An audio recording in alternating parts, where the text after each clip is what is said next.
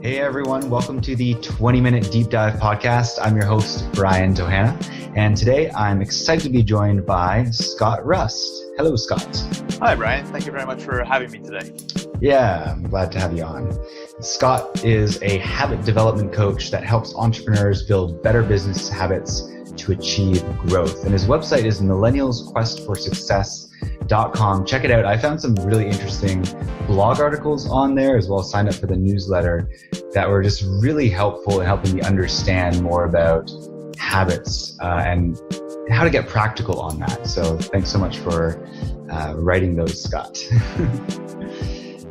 All right, Right. Thanks for checking out. Yeah, let's dive right in. As you know, if you've listened to the podcast before, we're using the connection cards deck here to pull random questions to ask Scott. So it's really about self-discovery, about Scott tuning into his truth in the moment. So there might be some pauses for introspection there. And as many of you know, we've got connectioncards.ca, our Kickstarter campaign ending April 1st. So if you'd like to be a part of sharing connection with the world, check us out there. All right, Scott, are you ready? Yep, I'm all set. All right.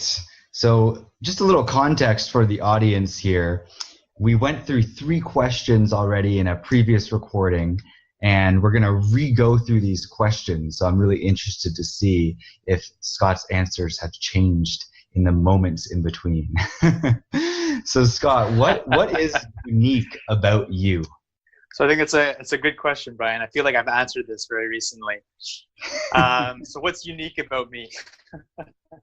And kind of like we talked about earlier, I think it's the perspective I'm trying to take on personal development and really taking a habit development approach to things. Now, I know habits is definitely not new to any of us, but I just over my own personal experience over the past 3 years, I've kind of learned the role that habits play in our daily lives. And just through introspection and experimentation, I feel like I've really been able to help develop better relationships, help improve my career and my business, and just improve my personal self by focusing on my habits. So I think maybe something that's unique about me, to answer the question directly, is maybe my perspective of how you can implement change over time through habit development. I love that. How you can implement change through habit development. Yeah, nice. What is the best gift that someone can give you? So I feel the best gift that someone can give you is non-tangible. And it really is maybe from their experience. Maybe it's giving you insight on what you're doing or helping you overcome a challenge. And there's a quote that someone told me over the past few weeks that I've really begun embracing and really has had an impact on me. And he said that once you know life is hard, it can be easy.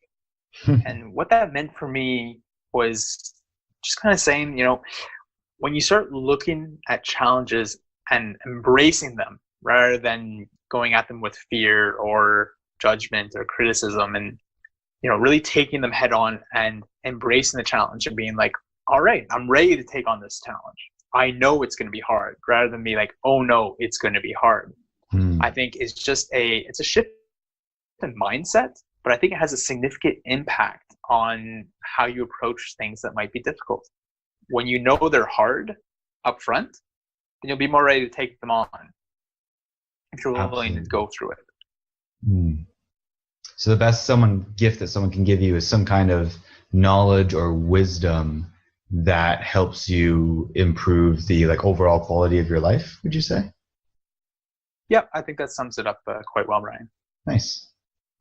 What's one of your best memories? So the first thing that comes to mind when you mention best memories is snowboarding. Ooh. So unfortunately, I don't get out snowboarding as much as I like to anymore.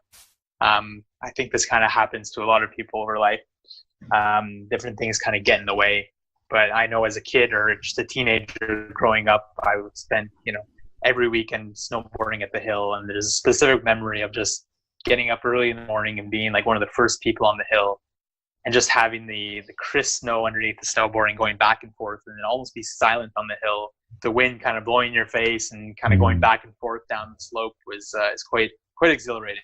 And so that's the first thing that comes to mind when you ask about my best memory.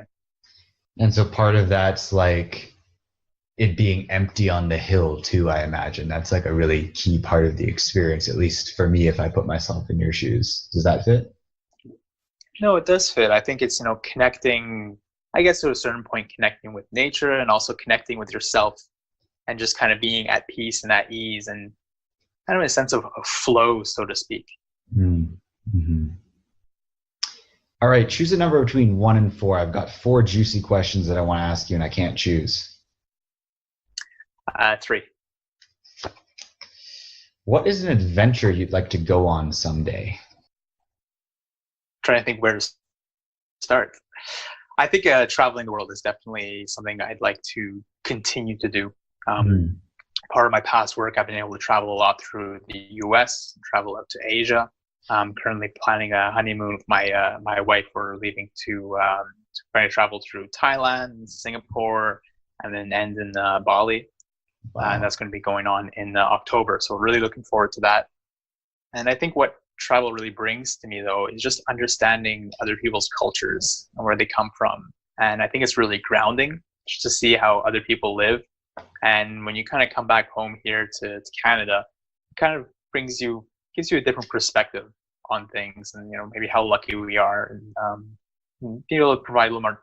Don't take things for granted, so to speak. I've definitely found that hot water is a luxury while traveling. Yeah, I can imagine.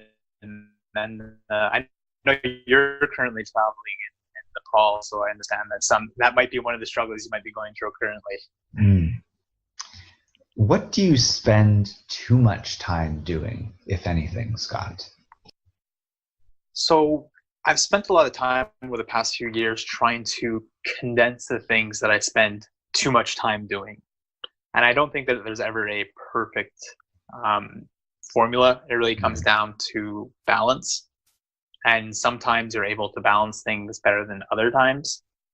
And currently I'm balancing things quite well, I feel, between, my personal life, my health, my business, and relationships. I'm trying to think if there's something specific that comes to mind at this time that I'm trying to balance. And I think it does come down to working effectively with your time rather than just working long hours and working hard. And what that means to me is working on, so I've brought something up in the past, and I think I wrote about it in one of my blog posts, and it was talking about action versus motion, where motion I read is it. Busy work. Yes, it's great. Oh, you did? Oh, yes. Awesome. Cool. I'm glad that I'm bringing up one of the blog posts that you got to read. And so just for the listeners to understand a little bit the difference between action and motion really is busy work. So it's something that almost doesn't have an end to it. And, it could be creating a strategy or planning or researching. And because there's no end, you don't really know when to stop, and you can kind of go on forever, but you feel like you're doing something because you're busy. Where action tasks are where, the real challenges are because they actually have an outcome. It's a success or a failure. It's a yes or a no. So let's say writing a blog post. Well, I can get success or failure out of writing that. It's either I actually finish it or I don't finish it, or it's well received or it's not well received. But if I'm planning on how do I write blog posts and what are researching and different things along those lines, you can do it forever. So I think it's prioritizing action tasks that provide you a specific outcome to work productively, rather than focusing on motion tasks, which kind of go on forever and are kind of easier to do. Nice. What do you wish more people knew about you? That's a good question. What do I wish more people knew about me? Mm-hmm. I think that I'm a good listener. I think that I don't mind people talking openly with me and talking about things that might make them feel a little more vulnerable. And I'm sure you, of all people, you're a very effective communicator, and it's something that I'm trying to personally work towards. And I feel like people can, or I'm good at listening to people because everybody has their own story. Everybody has things that are going on in their life. At the end of the day, sometimes we just need somebody to talk to about it. We're not looking for an answer. We just need to kind of get it off our chest. So I feel that something I like other people to know about me is that, I'm someone that you can actually confide into. Nice. What was an experience that connected with your soul?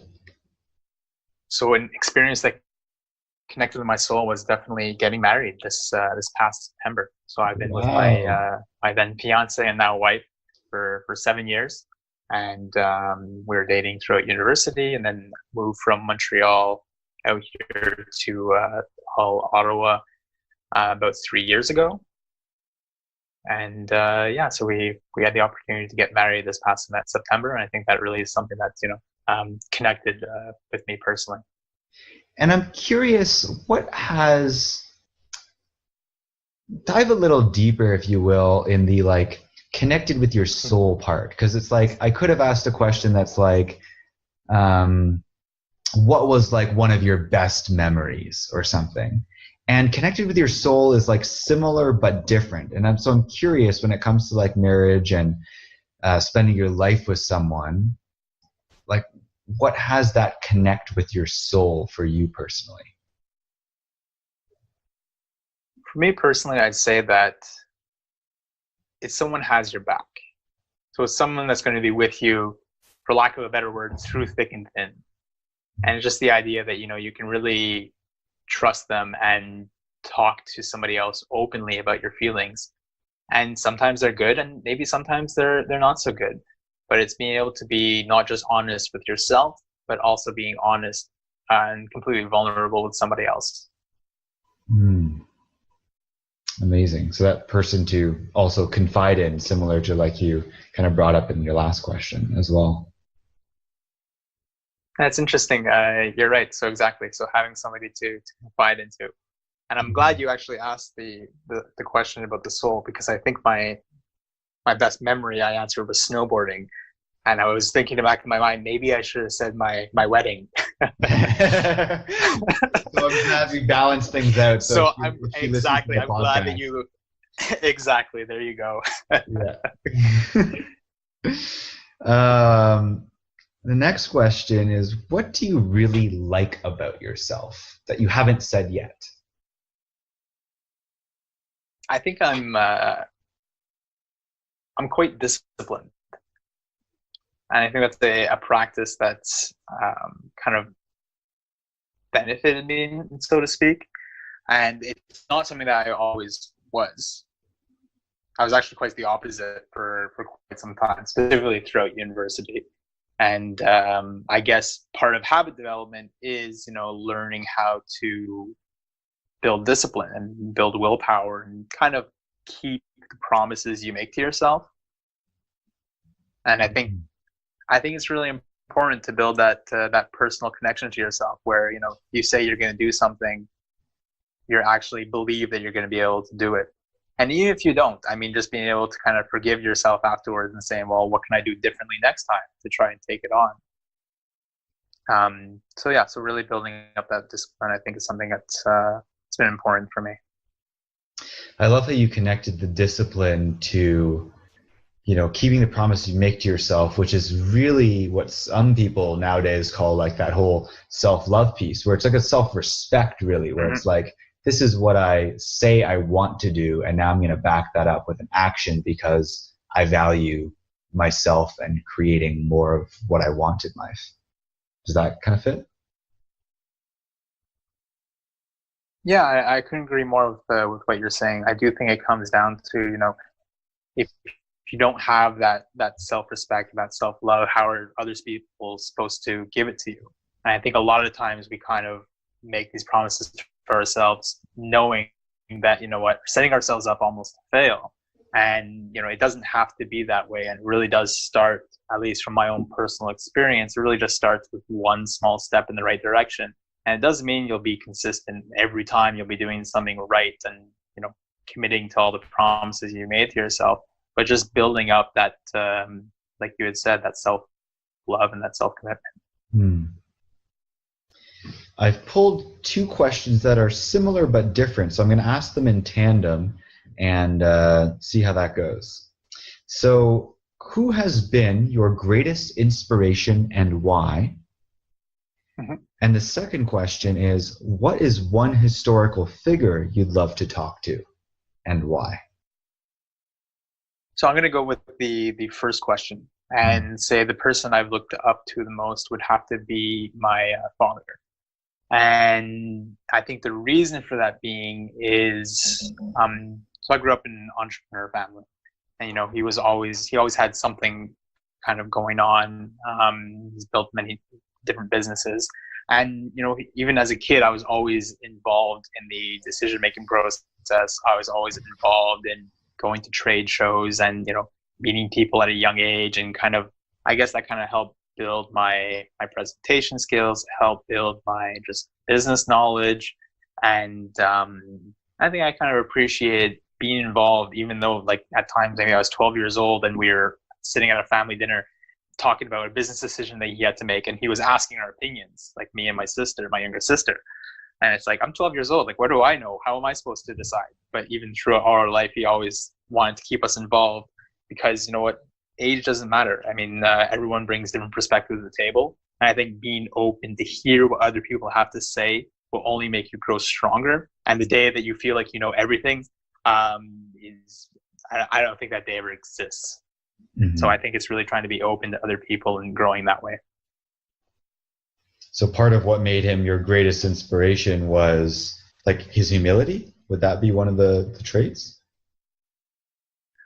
Actually, I would say I didn't describe it in the what I just mentioned, but I think the specific thing would be drive.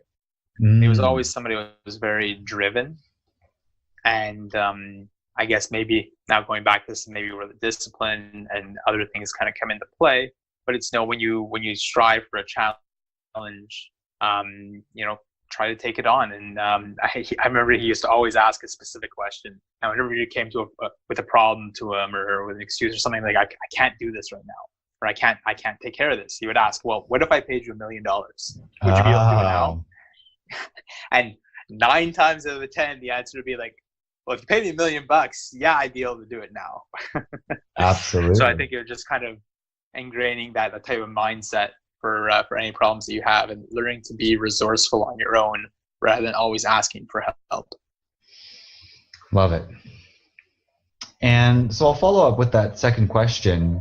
What is one historical figure you'd love to talk to and why? That's a good question, and I don't know is the answer. Who comes to mind? I think. Who flips through your mind? I'm trying to think of somebody that isn't necessarily a classic, or isn't somebody that everyone's oh yeah, Einstein, oh yeah, Gandhi, or something along those lines. Yeah. But I'm gonna change the question a little bit, and I'm not gonna pick a historical figure, but I'm gonna pick somebody that's around right now, and somebody that I listen to regularly, and that's Tim Ferriss. So I'm sure you've heard read his books, and I think that he has, the amount of people and high-class performers that he's been able to talk to. He's really been able to disseminate a lot of knowledge and create systems around everything that he does. Keep trying to simplify everything you do, so to speak, to work 4 hours a week. So that being said, I think I would be getting a chance to talk to Tim Ferriss a little bit, and just getting to maybe pick his brain from all the interviews that he's hosted over the past years. Oh yeah, that's juicy. All right, last question, Scott. What were some turning points or defining moments in your life? So I think the turning point for me specifically was not graduating university, but just maybe the 6 months after that. I spent 3 months in Asia and ended up getting a job for an overseas firm, which allowed me to work at home and travel. But what that really meant was, I learned how easy it was to procrastinate and surf the web and, take a 2-hour lunch. because my boss was literally asleep while I was awake. And I literally had to learn how to manage myself. And I think that's really where my drive and passion for personal development began, and where I found habits, and where I was able to really start changing my life for the better, to improve the way that I worked and to improve my relationships by creating better habits around the way that I lived.